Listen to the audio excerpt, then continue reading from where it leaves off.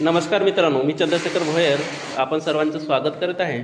बहुउद्देशीय परमपूज्य परमात्मायक सेवक मंडळ मोहाडी, बहुउद्देशीय परमपूज्य परमात्मायक सेवक मंडळ मोहाडी शाखा शिहोरा या ठिकाणी होणाऱ्या 13 फेब्रुवारी 2026 रोज शुक्रवारला होणाऱ्या भव्य अशा सामूहिक हवन कार्य व सेवक संमेलनाच्या कार्यक्रमामध्ये आपण सर्वांचं स्वागत करीत आहे मित्रांनो।